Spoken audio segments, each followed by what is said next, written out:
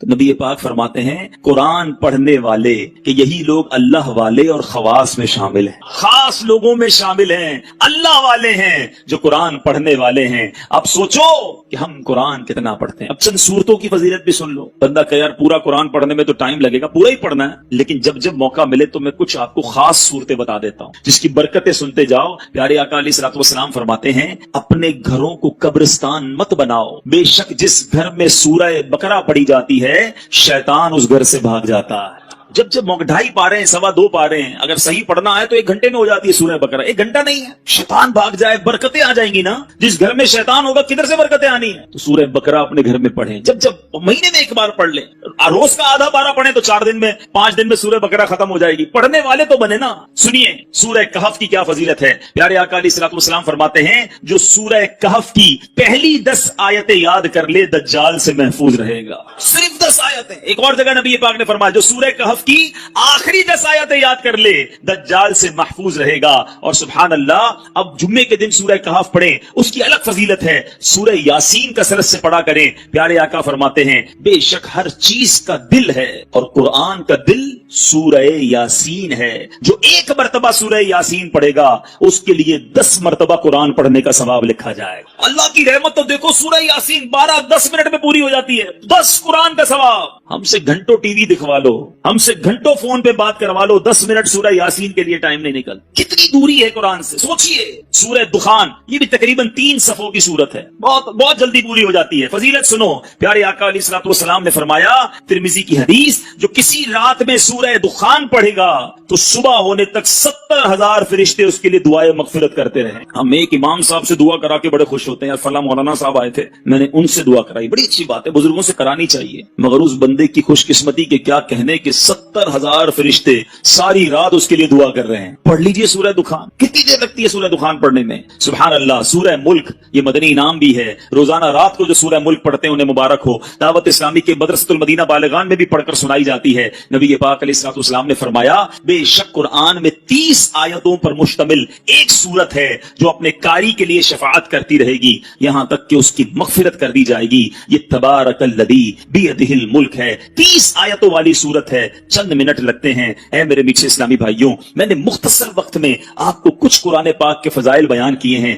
کچھ اہمیت اجاگر کرنے کی کوشش کی ہے۔ سورہ اخلاص کتنی مختصر سورت ہے، اللہ کی رحمت دیکھو ہم پر کتنا برسنا چاہتی ہے۔ پیارے آقا علیہ الصلوۃ والسلام نے فرمایا، مسلم شریف کی حدیث ہے، آقا فرماتے تم میں سے کوئی شخص رات میں تہائی قرآن کیوں نہیں پڑھتا، 1/3 قرآن کیوں نہیں پڑھتا؟ صحابہ کرام نے عرض کیا حضور کوئی شخص 1/3 قرآن، تہائی قرآن رات میں کیسے پڑھ سکتا ہے؟ نبی پاک علیہ الصلوۃ والسلام نے فرمایا قل هو اللہ احد، تہائی قرآن کے برابر ہے۔ گویا کوئی 3 بار سورہ اخلاص پڑھ لے پورے قرآن کا ثواب عطا، اور کمال کا وظیفہ ہے۔ مگر ہم غلطی یہ کرتے ہیں کہ ہم اتنے مبارک وظیفے کو کثرت سے نہیں پڑھتے۔ آج بہت خوبصورت ایک روایت سنانے جا رہا ہوں۔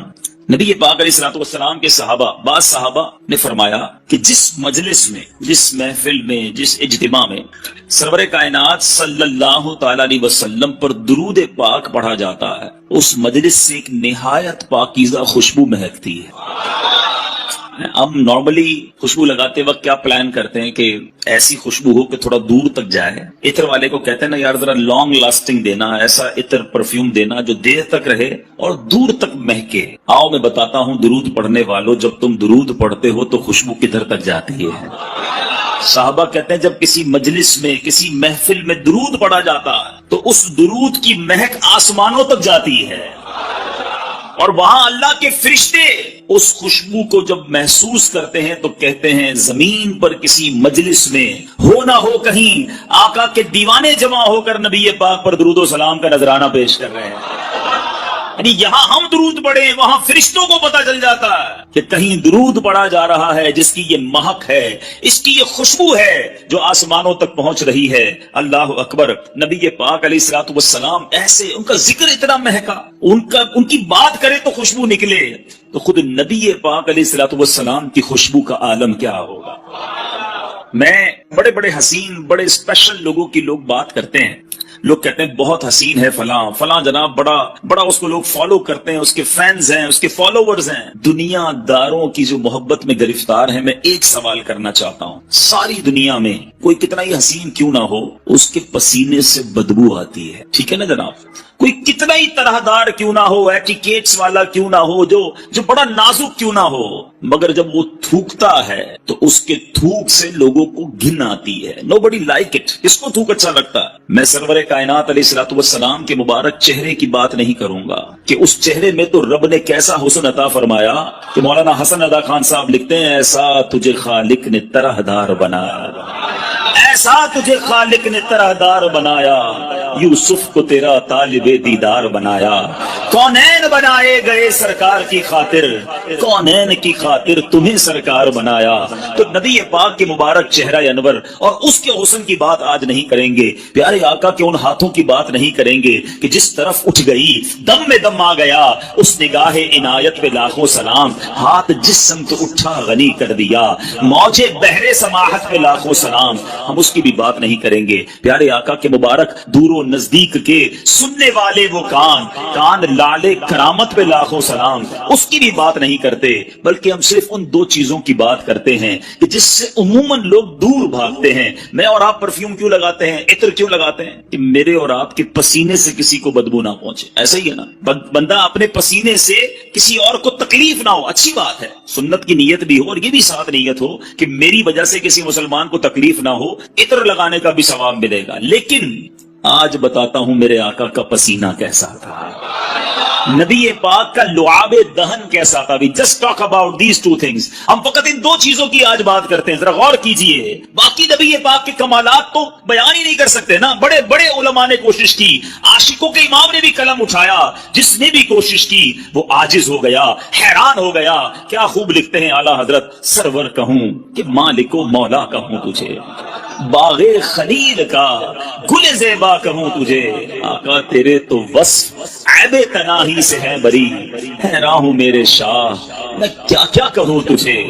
آج اس شعر کا مطلب بھی تھوڑا سا سمجھ لو، عیب تناہی، علماء بیٹھے ہیں ماشاءاللہ، یہ کیا ہے، اس کے پیچھے کیا لکھا ہے اعلیٰ حضرت نے؟ مثال کے طور پہ اگر آج میں آپ سب کو کاغذ بھی دے دوں، قلم بھی دوں، اور کہوں ذرا لکھو کسی پرسنل، جس شخصیت سے آپ پیار کرتے ہیں اس کے اوصاف لکھیں، اس کی خوبیاں لکھیں، آپ لکھنا شروع کریں گے، 10 لکھ دیں گے، 15 لکھ دیں گے، 50 لکھ دیں گے، اس کے بعد آپ مجھے ساری قلم کاغذ واپس دے دیں گے کہ بھائی آپ نے کیا لکھا؟ آپ لکھیں گے بڑا حسین ہے، خوبصورت ہے، ملنسار ہے، مسکراتا ہے، مدد کرتا ہے، خیال کرتا ہے، حوصلہ بڑھاتا ہے۔ 10 15 20 پھر رک جائے گی نا قلم، اسٹاپ۔ آپ کہیں گے جناب یہ جس سے میں پیار کرتا ہوں نا، یہ اس کی تعریف ہے۔ اعلیٰ حضرت کہتے ہیں یہ جو چیز ختم ہو جاتی ہے نا، تعریف رک جاتی ہے، تعریف اینڈ ہو جاتی ہے، یہ بھی تو ایک عیب ہے، تناہی اینڈ ہو جانا۔ اعلیٰ حضرت کہتے ہیں نبی پاک کی ذات وہ ہے جن کے اوصاف ختم ہی نہیں ہوتے ہیں۔ 1400 سال سے زیادہ وقت گزر گیا ہے، آج تک لکھنے والے لکھ رہے ہیں، بات ہے کہ پوری نہیں ہو رہی ہے، بات ہے کہ ختم ہی نہیں ہو رہی ہے۔ امام لکھتے ہیں تیرے تو وصف عیب تناہی سے ہیں بری، حیران ہوں میرے شاہ میں کیا کیا کہوں تجھے، لیکن رضا نے ختم سخن اس پہ کر دیا، خالق کا بندہ خلق کا آقا کہوں تجھے۔ تو نبی پاک علیہ الصلوۃ والسلام کی فقط ان دو چیزوں کی بات کرتے ہیں۔ آپ نے ذکر مصطفیٰ درود پاک کے بارے میں سنا نا کہ آقا کا ذکر کرو تو آسمان تک خوشبو جاتی ہے، کیوں نہ خوشبو جائے؟ نبی پاک خود کتنے مہکے مہکے، اللہ اکبر۔ میرے آقا جس گلی سے گزر جاتے نا، جس گلی سے نبی پاک گزر جاتے وہ سڑک مہک جایا کرتی، وہ گلی خوشبودار ہو جایا کرتی۔ صحابہ کرام کو جب نبی پاک کو تلاش کرنا ہوتا کسی سے پوچھتے نہ تھے کہ نبی پاک کہاں گئے ہیں، سڑک کے کنارے کھڑے ہوتے، خوشبو بتا دیتی کہ آقا گزر کر گئے ہیں۔ اور اسی بات کو بریلی کے تاجدار نے، امام عشق و محبت نے کیا خوبصورت انداز میں لکھا، فرماتے کیا مہکتے ہیں مہکنے والے، لگا لو خوشبوئیں جتنی لگانی ہے، مہکنے والوں سنو کیا مہکتے ہیں مہکنے والے، بو پہ چلتے ہیں بھٹکنے والے، अंबर जमीन। आला हज़रत कहते हैं बताऊं नबी पाक जिस सड़क से जिस गली से गुजरते वो गली पहचानी कैसी जाती? कहते हैं अंबर जमीन अबीर हवा मुश्क तर गुबार। आका जिस गली से गुजरते जमीन अंबर की हो जाती, हवा अबीर हो जाती, तो हर गुबार जो था मट्टी जो है वो मुश्क जैसी हो जाती। अंबर जमीन अबीर हवा मुश्क तर गुबार अदना सी ये शनाख्त तेरी। जो है वो एक सहाबी आए नबी पाक अलैहिस्सलाम की बारगाह में, कहा हुजूर बच्ची की शादी है और खुशबू दरकार है। प्यारे आका अलैहिस्सलाम ने फरमाया कल आना, एक खुले मुंह वाली शीशी लाना, साथ एक लकड़ी का टुकड़ा भी ले आना। सहाबी दूसरे दिन पहुंच गए। नबी पाक अलैहिस्सलाम ने उन्हीं सहाबी के सामने, देखो ये इश्क का इम्तिहान देखो, उन्हीं सहाबी के सामने अपने मुबारक हाथों से पसीना निकालना शुरू किया और उस शीशी के अंदर भरना शुरू किया। मांगा इत्र है और दिया पसीना जा रहा है, मगर सहाबी का बिलीफ देखो, यकीन देखो। अर्ज नहीं किया कि हुजूर बच्ची की शादी है, इत्र चाहिए, आप पसीना दे रहे हैं। प्यारे आका ने जब शीशी भर गई फरमाया अपनी बेटी को कहना जब खुशबू की जरूरत हो इस लकड़ी के टुकड़े से इस इत्र को, इस पसीने को अपने जिस्म पर लगा लिया करे।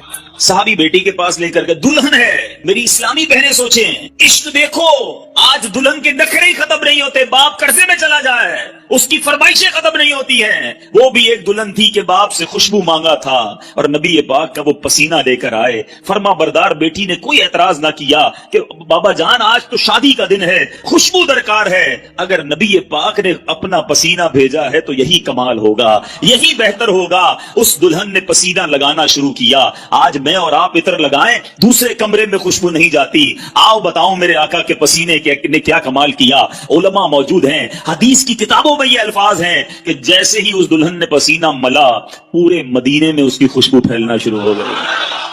वो जो घर है जिस घर में वो दुल्हन रहती थी, वो सहाबी रहते थे, मोहल्ले के अंदर बैतुल मुतय्यबीन खुशबुओं वाले घर के नाम से मशहूर हो गया।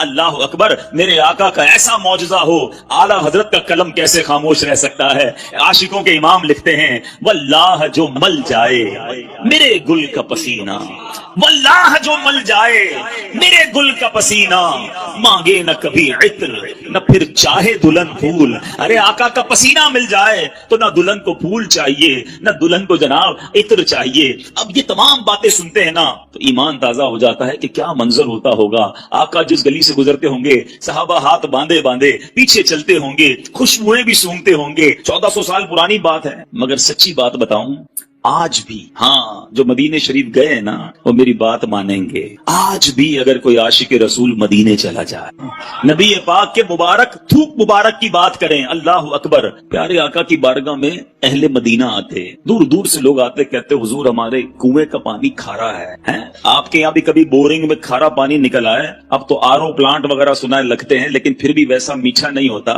सुनो सहाबा के पास कौन सा प्लांट था? खारा कुआं मीठा करना होता तो कहाँ जाते थे? नबी पाक के दर पर आते थे। उन्हें पता था जो मांगो आका अता फरमाते हैं। वाह क्या जूदो करम है, शहे बतहा तेरा नहीं सुनता ही नहीं, मांगने